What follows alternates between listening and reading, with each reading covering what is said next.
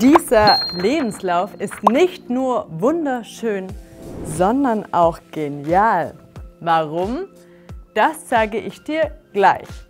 Außerdem erkläre ich dir, wie du diesen Lebenslauf selbst und kostenlos erstellen kannst, was du machen kannst, wenn du keinen Computer, keinen Drucker oder kein Internet hast und was du am Ende auf keinen Fall vergessen darfst.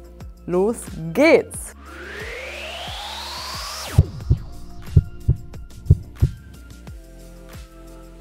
Lebenslauf erstellen.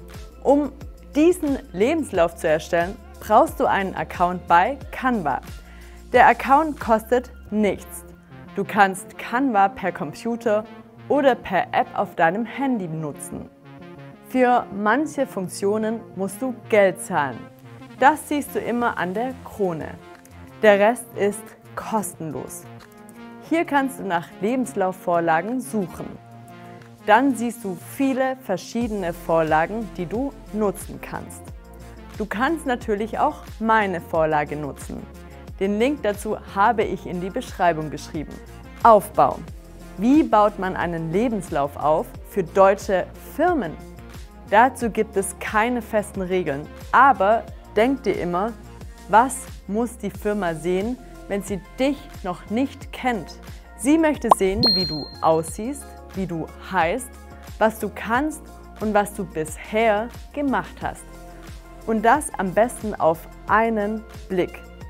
Deswegen empfehle ich dir eine Seite. Wenn die Firma deinen Lebenslauf anschaut, wird sie sich fragen, kann ich mit dir meine Probleme lösen?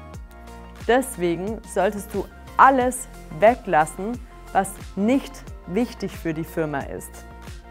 Außerdem hast du dadurch weniger Text und dadurch weniger Gefahr, dass du Fehler im Text hast. Bild.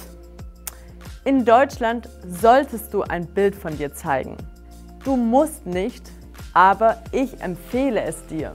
Das Bild sollte vor einem ruhigen Hintergrund sein. Das Bild sollte aktuell sein.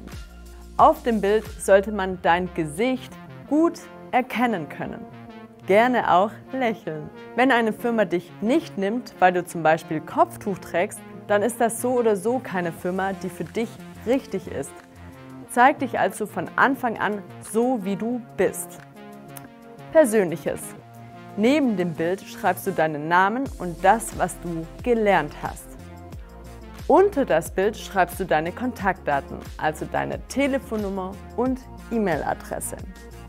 Du kannst natürlich auch deine Wohnadresse und deine Social-Media-Accounts hinzufügen, wenn es für die Firma wichtig ist. Und jetzt zeige ich dir, warum dieser Lebenslauf so clever ist. Um Text zu sparen, kannst du theoretisch alles verlinken, was es im Internet zu dir gibt. Zum Beispiel deinen Instagram-Account, wenn du das willst. So sparst du Platz auf dem Lebenslauf und die Person kann mit einem Klick sehen, wer du bist.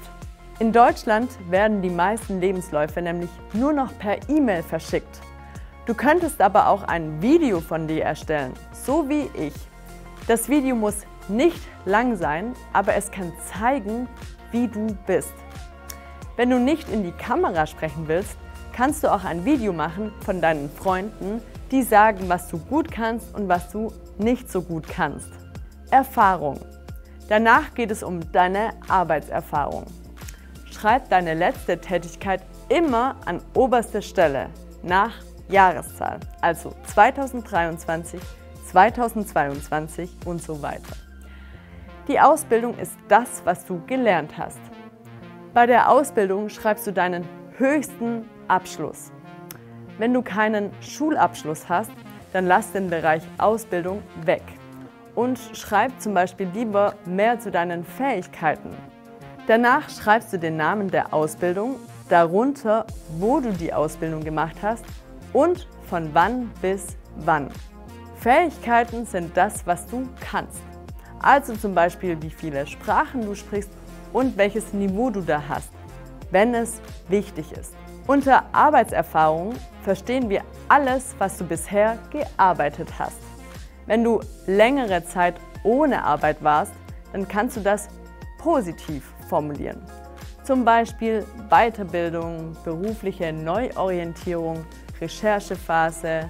Die Agentur für Arbeit kann dir da auch helfen bei dieser Formulierung. Darunter kannst du weitere Aktivitäten schreiben, die für die Firma wichtig sind. Ich habe zum Beispiel meine ehrenamtliche Arbeit hingeschrieben. Auch die Unterlagen habe ich verlinkt zu meiner Dropbox. Du kannst kostenlos einen Dropbox-Account erstellen. Dort kannst du deine Dateien bis zu 2 GB speichern und in deinen Lebenslauf verlinken. Damit kannst du deine Arbeitserfahrung und alles, was in deinem Lebenslauf steht, beweisen. So sieht die Firma, aha, er oder sie lügt nicht. Was aber, wenn du kein Internet, keinen Computer oder keinen Drucker hast? Das ist kein Problem.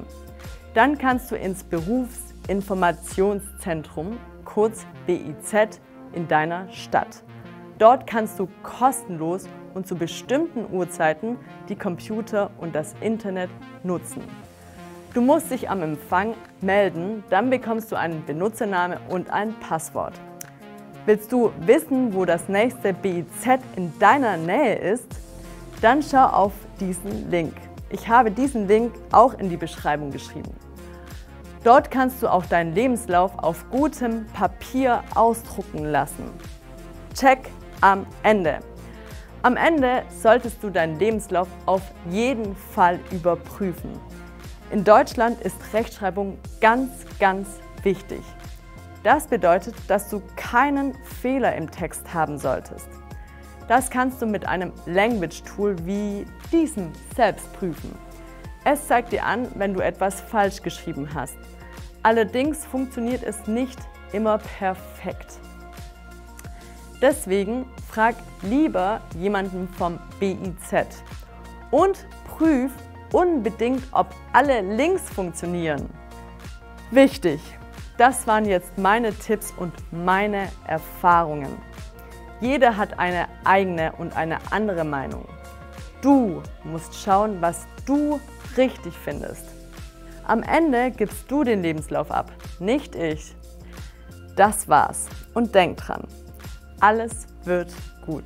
Bis dann!